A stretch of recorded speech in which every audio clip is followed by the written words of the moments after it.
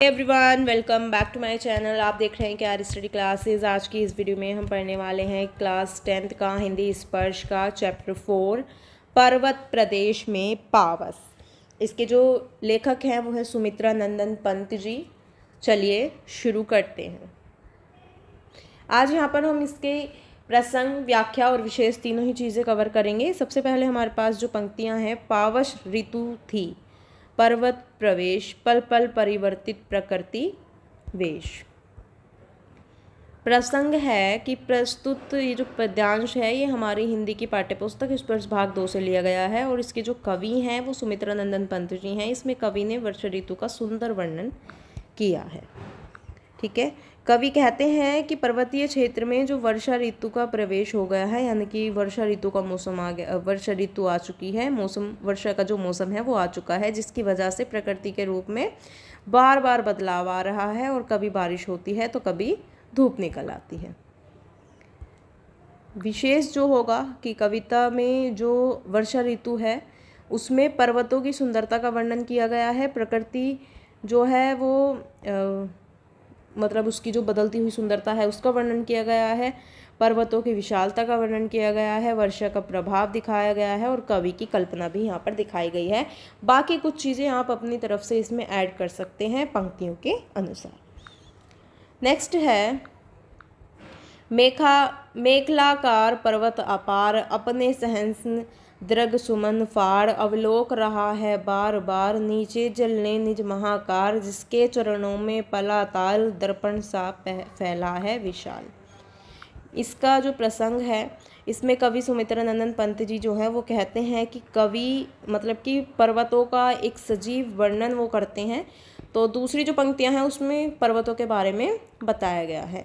इस पद्यांश में जो कवि हैं वो पहाड़ों के आकार की तुलना करघनी अर्थात यानी कि कमर में बांधने वाला जो आभूषण होता है, जिसे कमरबंद, करघनी या तागड़ी भी कहा जाता है, उससे करते हैं। कवि कहते हैं कि करघनी के आकार वाले पहाड़ अपनी 1000 पुष्प रूपी आंखें फाड़ कर नीचे जल में अपने विशाल आकार को देख रहे हैं और ऐसा लग रहा है कि पहाड़ ने जिस तालाब को अपने चरणों में पाला है वो तालाब पहाड़ के लिए विशाल आईने का काम कर रहा है। इसका जो विशेष रहेगा वो भी सेम रहेगा। विशेष जो है वो सबका सेम रहेगा, बस कुछ पंक्तियों के अनुसार उसमें कुछ और चीज़ें ऐड की जा सकती हैं।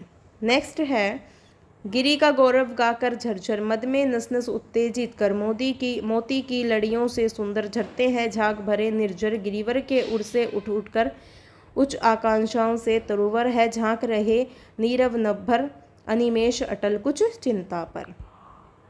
इसका जो प्रसंग है इसमें कवि झरनों की सुंदरता का वर्णन करते हैं और यहाँ पर वो बताते हैं कि किस प्रकार से जो मोतियों की लड़ियाँ हैं उसके समान जो झरने हैं वो दिखाई दे रहे हैं, झरझर की आवाज़ आ रही है और वो बह रहे हैं, मतलब बहुत ही सुंदर वो बहते हुए लग रहे हैं। ऐसा लग रहा है कि वो पहाड़ों का गुणगान कर रहे हैं। उनकी जो करतल ध्वनि है वो नस नस में उत्साह अर्थात प्रसन्नता भर रही है और पहाड़ों के हृदय से उठ उठकर अनेकों पेड़ ऊंचा उठने की इच्छा लेकर एक टक दृष्टि से स्थिर होकर शांत आकाश का इस तरह मतलब कि शांत आकाश को इस तरह से देख रहे हैं कि वो किसी चिंता में डूब गए हैं और वो हमें निरंतर ऊंचा उठने की प्रेरणा दे रहे हैं कि हमेशा आगे बढ़ते रहें, मेहनत करते रहें और हमेशा बहुत ही आगे और ऊंचे हमेशा रहें।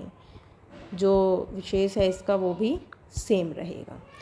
नेक्स्ट है उड़ गया अचानक लो भूधर, फड़का अपार पारद के पर, रव शेष रह गए हैं निर्जर है, टूट पड़ा भू पर अंबर, धस गए धारा में सभ्य शाल, उठ रहा धुआं जल गया ताल, यो जलद यान में विचर विचर था इंद्र खेलता इंद्रजाल।